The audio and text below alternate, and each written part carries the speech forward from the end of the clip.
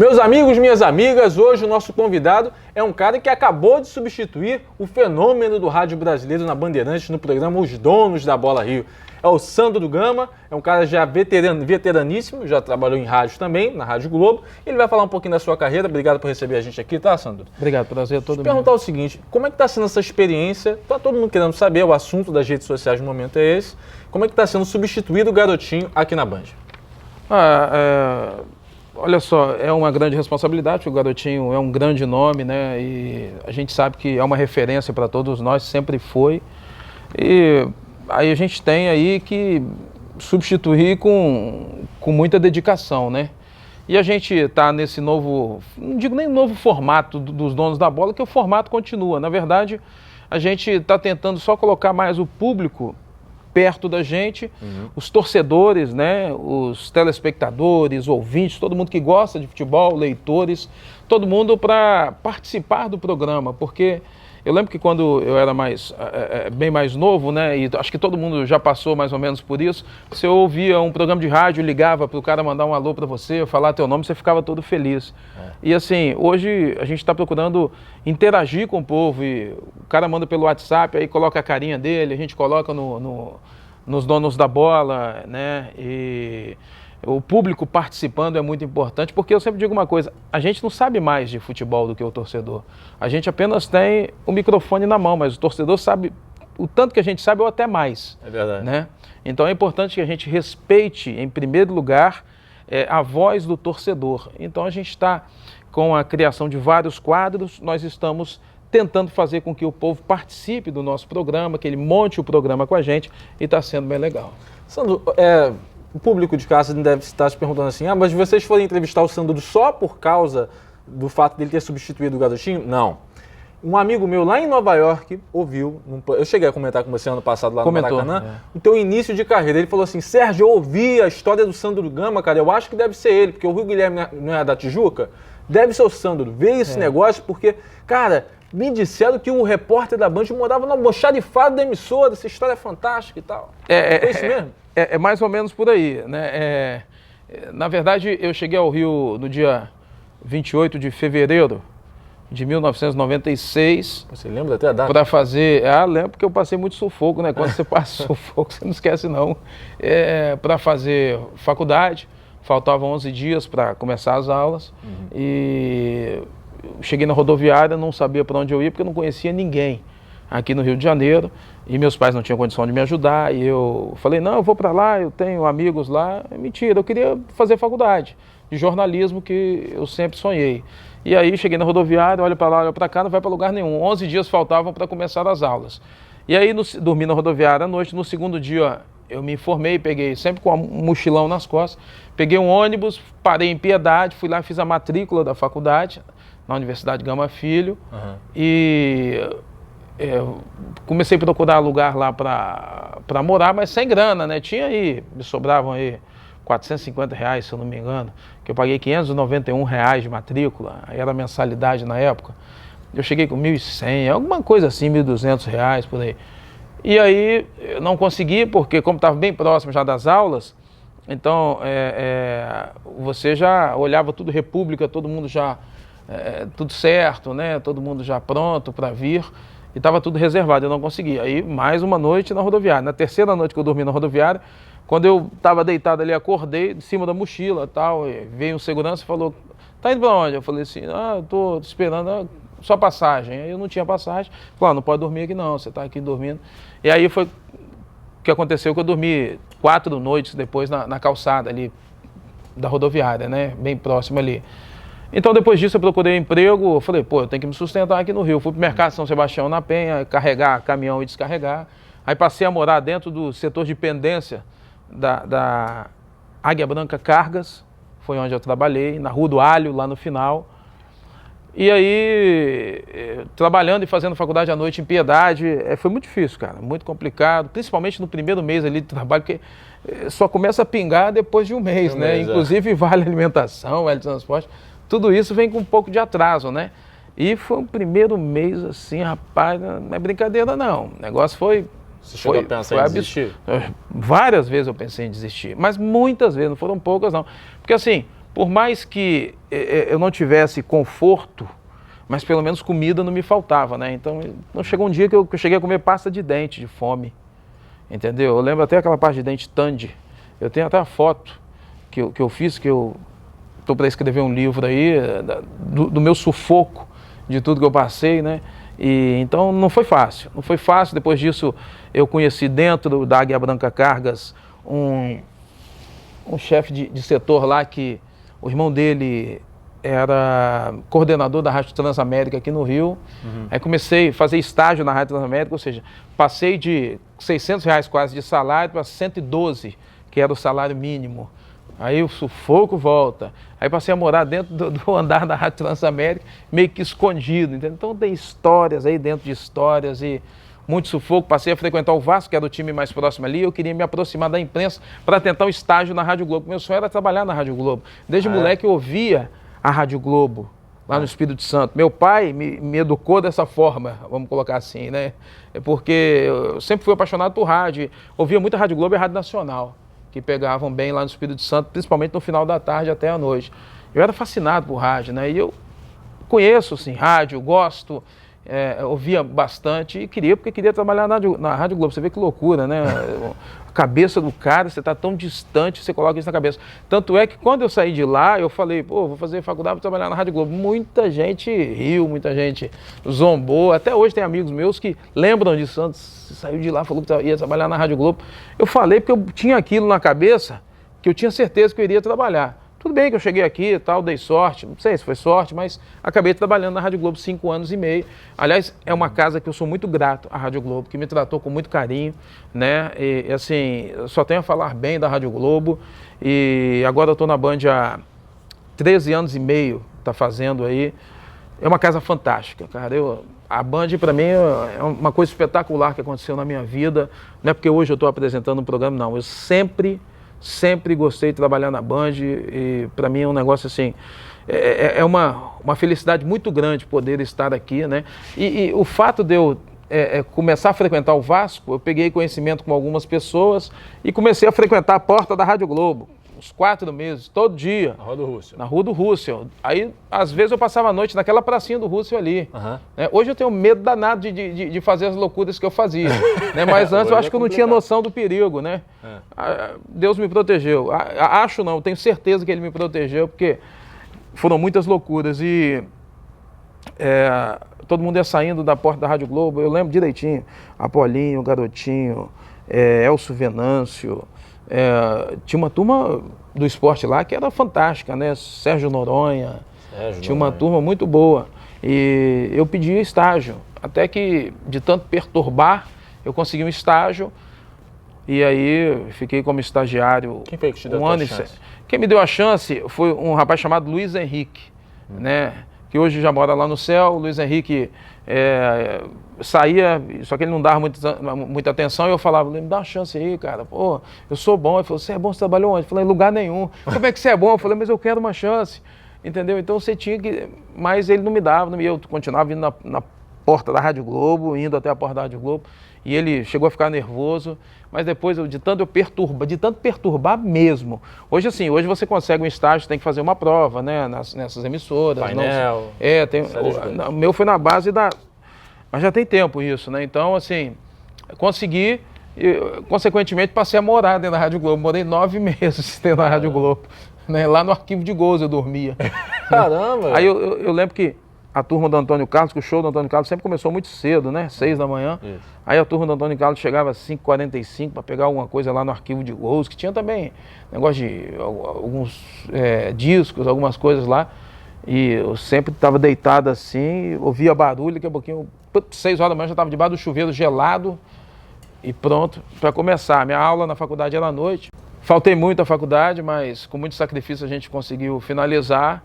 E depois fiquei na Rádio Globo como estagiário, depois fui contratado como repórter e fiquei 5 anos e 5 meses, né, na Rádio Globo, uma casa que eu tenho bastante carinho, e agora na Band. Você trabalhou com quem lá? Com Garotinho? Na Rádio Globo, os narradores eram Zé Carlos, Luiz Carlos Silva, Edson Mauro, Maurício Menezes, o Danadinho. Repórteres eram Pierre Carvalho, Elcio Venâncio, Marcos Vinícius, Mr. Bean, Rui Fernando, foi quem me ajudou muito. Oi. Me deu uma grande chance. Eu tenho, assim, 2 padrinhos que eu nunca vou esquecer. Rui Fernando e Loureiro Neto.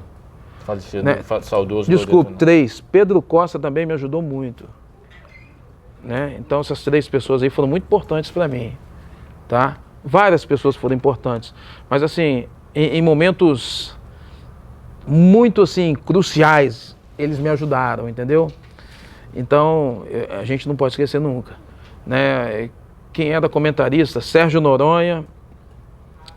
Apolo. Apolinho. Pô, Apolinho, pra mim, o melhor do Brasil, não existe igual.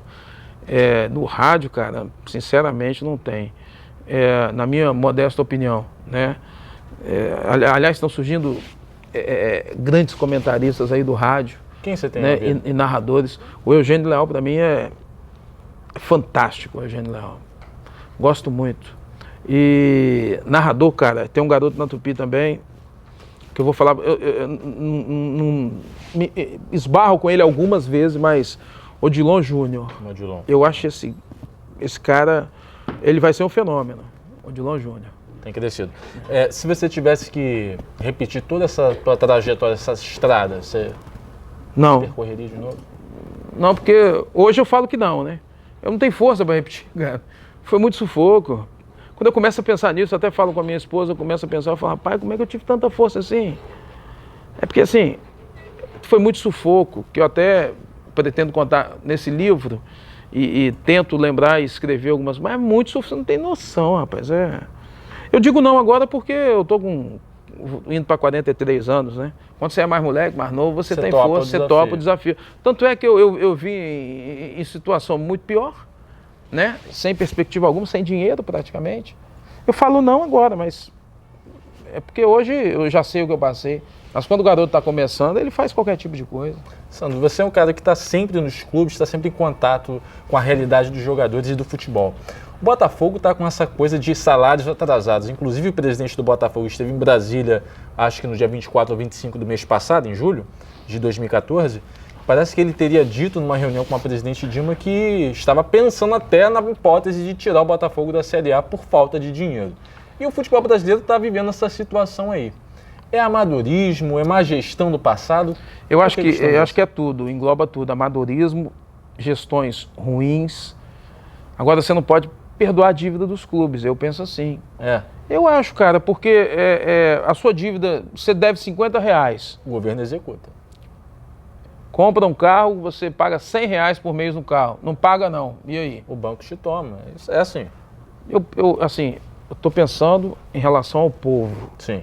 Eu acho que o povo brasileiro é um povo muito sofrido. O futebol é uma válvula de escape do povo brasileiro que sofre muito. Muita gente se alimenta mal. Não estou dizendo que eu sou... Pelo contrário, eu trabalho com futebol. Eu acho que os clubes têm que ganhar dinheiro, sim. Mas se está devendo, nem que você parcele em 55 mil vezes, mas você vai pagar. O clube tem que pagar, cara. Entendeu? Ou então, você tem que ir atrás de quem esteve naquela gestão.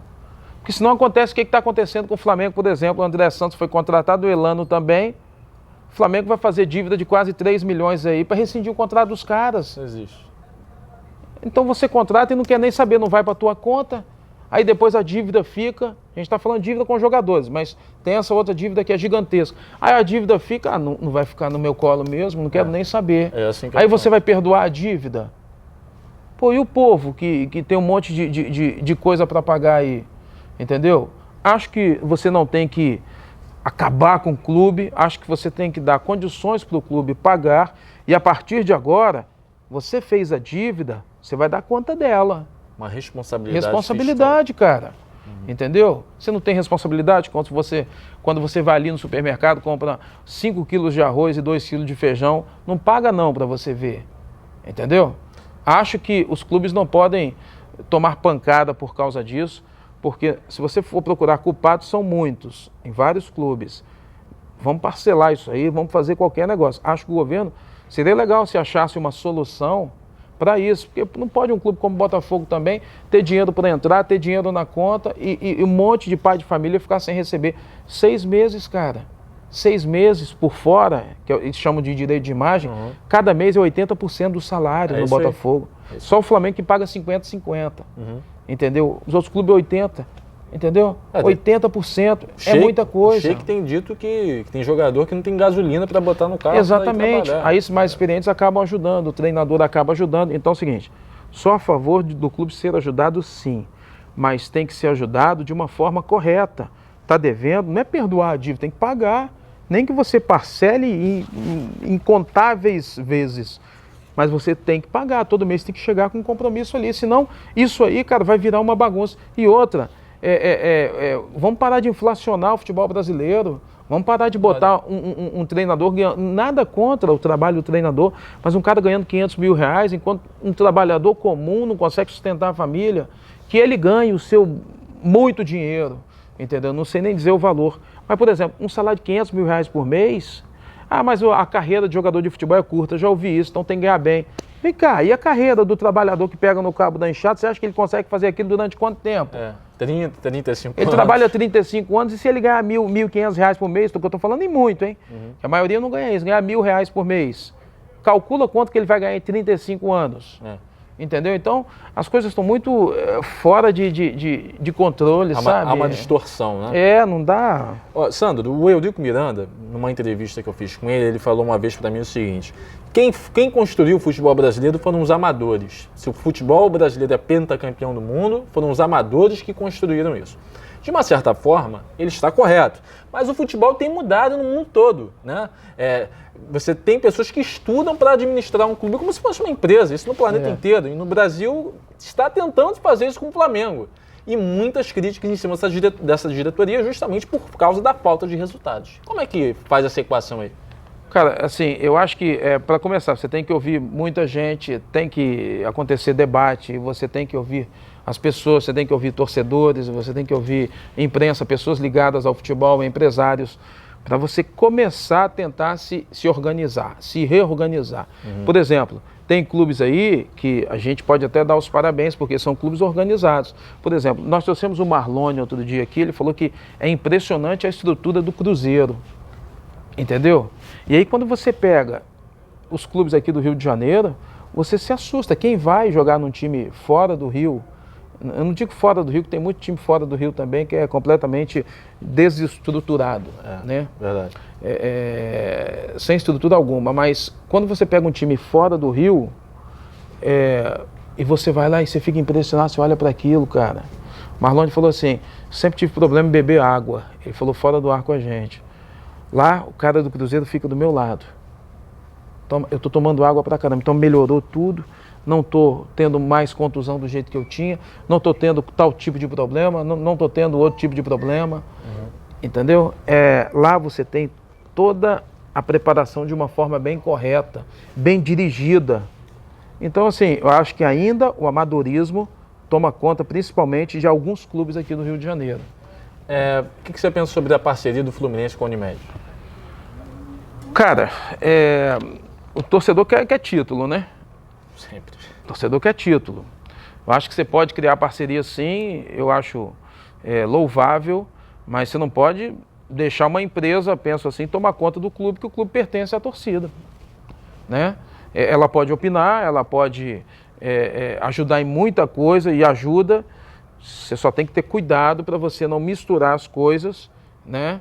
Para que depois, quando esse parceiro sair, o negócio não fique tumultuado. Como aconteceu com o Palmeiras na década exatamente, de 90. você tem que ir levando de uma forma com bastante inteligência, né? Quem trabalha com isso sabe fazer, melhor do que eu estou falando, muito melhor, mas eu acho que você não pode fazer com que você acabe deixando tudo por conta da empresa, né? A empresa tem o seu mérito e muito grande, as empresas têm, que patrocinam os clubes. Só que assim, para mim, eu tenho um negócio, o clube pertence ao torcedor. É o torcedor que chora, é o torcedor que gasta dinheiro, que deixa de comprar carne, leite, para colocar em casa, que vai ao estádio, que leva o filho, que faz o filho se apaixonar por futebol, né? Então, eu acho interessante parcerias, mas desde que sejam feitas de forma inteligente. Cara, você é um cara que é vascaíno e todo mundo sabe, né? Eu vou falar daquele vídeo, do famoso vídeo do YouTube, onde Sandro Gama diz que não vai cair de jeito nenhum. Mas o que você pensa sobre as eleições presidenciais do Vasco? O retorno do Eurico ou o Roberto Monteiro? O que você está vendo aí nesse panorama?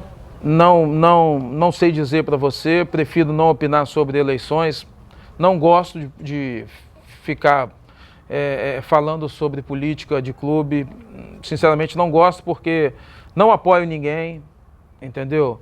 E não, eu digo em qualquer clube. Torço para que Vasco, Botafogo, Fluminense e Flamengo tenham dirigentes que saibam comandar os clubes, que conquistem títulos, porque para nós o mais importante é o futebol carioca lá em cima. Torço para que não entrem dirigentes que só pensem neles, que pensem principalmente no clube e na torcida. A gente estava falando sobre torcida, né? O André Santos apanhou dos torcedores do Flamengo lá em Porto Alegre, né? Torcida organizada é um mal necessário, Sandro? Ou precisa se pensar políticas públicas para regular isso? Não, cara, é o seguinte, eu acho que as festas que as torcidas organizadas fazem são muito bonitas. É diferente você, por exemplo, eu penso assim, assistir um jogo do Brasil e assistir um Fla-Flu, né? Um Botafogo e Flamengo, um Botafogo e Vasco, sei lá. É muito diferente, é muito mais bonito, assim, pelos cânticos, pelas frases. Antigamente se fazia muita canção, muita música, com negócio de agressão, lembra disso? Hoje em dia não, hoje em dia são músicas inteligentes, né? As torcidas fazem. Dentro dessas torcidas organizadas, se infiltram pessoas que só querem saber de confusões. Né? Infelizmente, só querem saber de brigar, só querem saber de tumulto. Então, eu acho que tudo isso tem que ser apurado, eu acho que tem que ter cadastro, não é só cadastro na torcida não, você quer, a torcida continua, mas você tem que fazer com que todo mundo respeite as regras, né? Você tem que ter à frente da torcida pessoas sérias, pessoas que não se envolvam em confusões, isso é muito importante. Senão, cara, acontece isso aí, o pai deixa de levar o filho ao estádio, por quê? Porque está arriscado você passar ali com a camisa do Flamengo e vem um cara de outro time te agredir teu filho. Então isso eu considero um absurdo. Acho que torcida organizada contribui muito para o espetáculo, desde que seja, seja de forma correta, de forma, já disse, organizada, né? E sem qualquer tipo de confusão. Eu sou contra qualquer tipo de confusão. Então, onde tiver confusão, seja em torcida organizada e na torcida não organizada, eu vou ser contra. Queria relembrar contigo um episódio, você ainda participava no programa do Boechat, na Band News FM de manhã. Um belo dia, o Boechat grita, acorda Sandro Gama, você fala, bom dia, Boechat, e aí uma criança chora, desesperadamente pelo seu filho. Ficou algum trauma com o menino? Nada, ficou nada, é o Davi, rapaz, fez 6 anos agora, semana passada. Isso porque tinha esse quadro na Band News FM, né? E o Boechat, assim, eu não vou nem falar porque o Boechat é fantástico, né? O Boechat é um cara... Isso aí a gente tem que reverenciar mesmo, né? Mas ele que criou esse quadro do nada, assim, rapaz. O Boechat é muito inteligente, né? Uma pessoa, é um profissional maravilhoso, inteligente, pessoa maravilhosa. E o que acontece? Ele falou, acorda, Sandro Gama.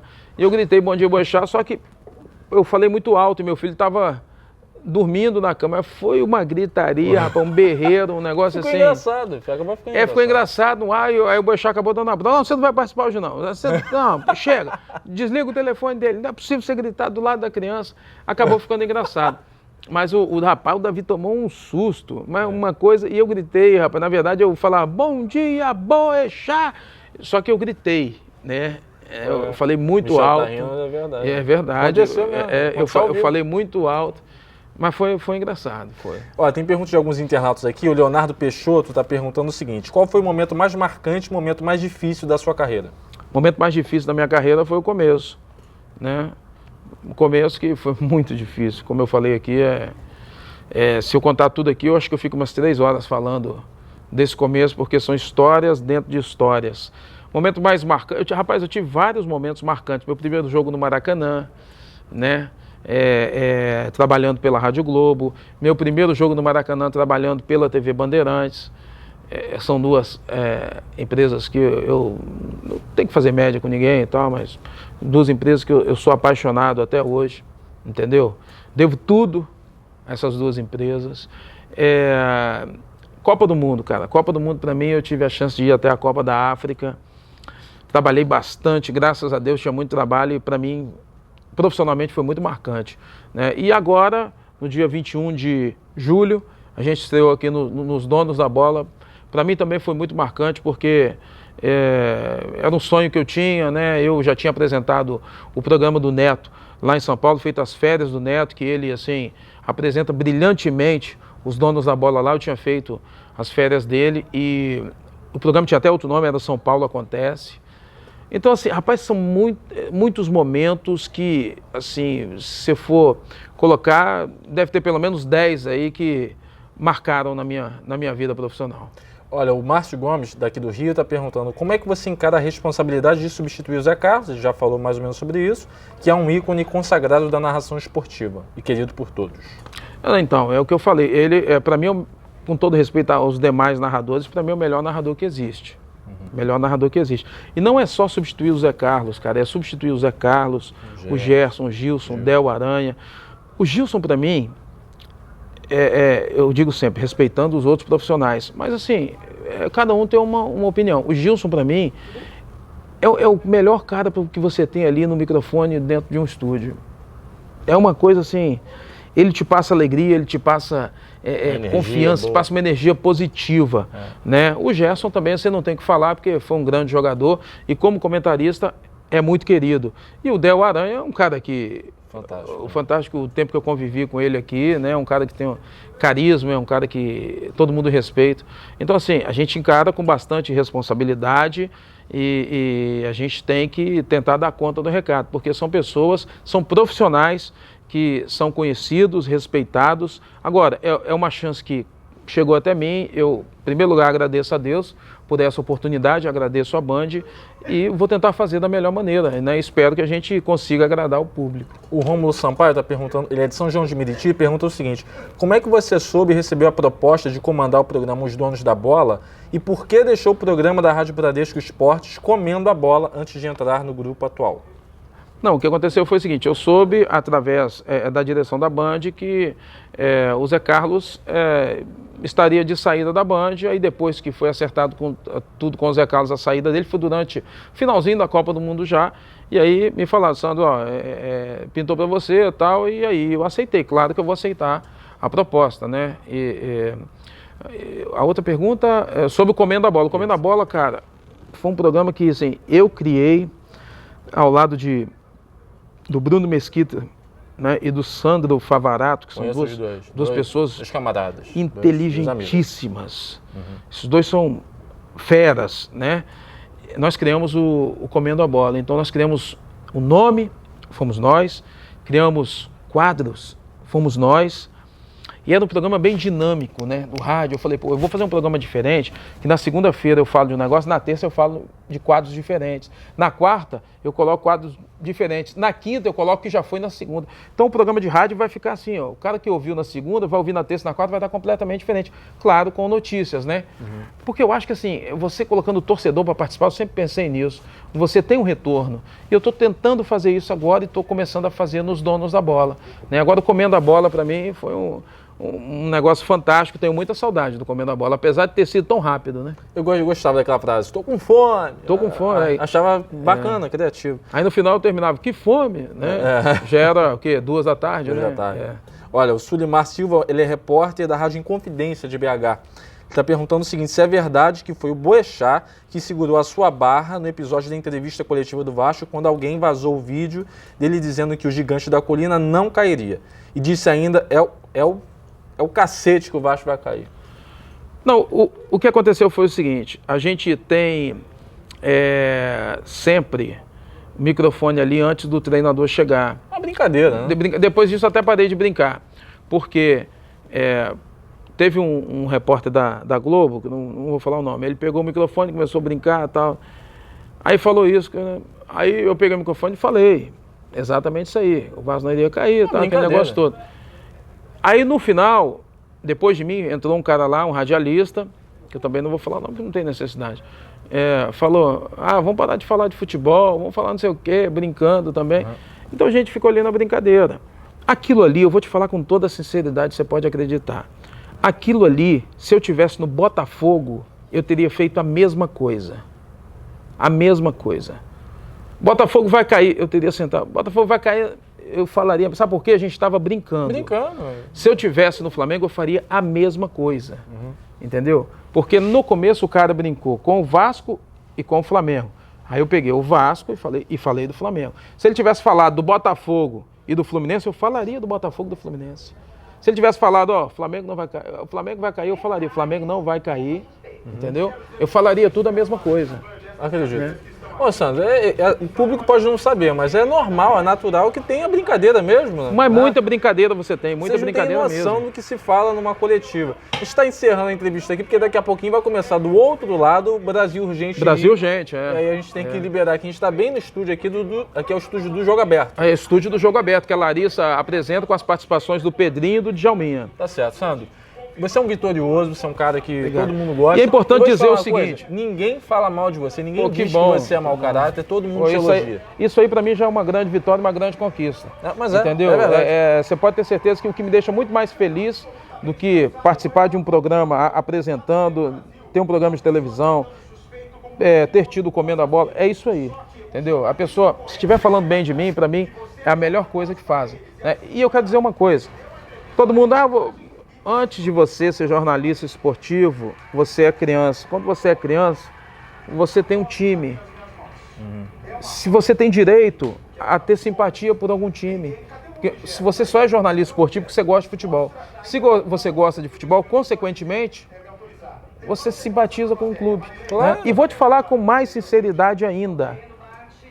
Hoje, eu torço pelos 4 times do Rio de Janeiro. Você sabe por quê? Por quê? Porque qualquer time que caia, para mim é um grande problema. Claro. Para amigos meus, profissionais, colegas de trabalho, é um grande problema. Porque está arriscado alguém perder emprego. É verdade. Você sabe disso. É verdade. Entendeu? Então, assim, eu tenho um sonho. Você falar em relação ao time de futebol, eu tenho um sonho. Com toda... Cara, e vou realizar. Quero que o meu time, da minha cidade, o Colatina, participe de uma Copa do Brasil, e pelo menos passe da primeira fase. É o meu sonho. Entendeu? Porque... Eu sempre vejo os times do meu estado lá, Serra, Linhares, que sempre tem timaço, Desportiva Rio Branco. Cara, o meu time foi campeão em 1990, em cima do Guarapari, lá em Guarapari, que eu era moleque, eu lembro. E nunca mais arrumou nada, cara. Os caras deixam o negócio tudo desorganizado lá. E o interior é assim, a galera vai para arquibancada mesmo para torcer, entendeu? Então, esse seria meu sonho, entendeu? Você fala assim, o que você torce para um time de futebol? Fala aí. Que o Colatina participe da Copa do Brasil e pelo menos passe da primeira fase. Papai e mamãe ainda estão lá? Estão lá, papai, mamãe, sogro e sogra, a família toda. Ih, rapaz, eu amo a minha cidade. Não veio aqui, rapaz. Tem um irmão, um garoto, um rapaz, um senhor, que estudou com seu pai lá em Colatina. É mesmo? Olha aí, tá vendo? É a internet, rapaz. Sandro, obrigado. Eu que agradeço pelo carinho, tá? Sucesso. Valeu, gente.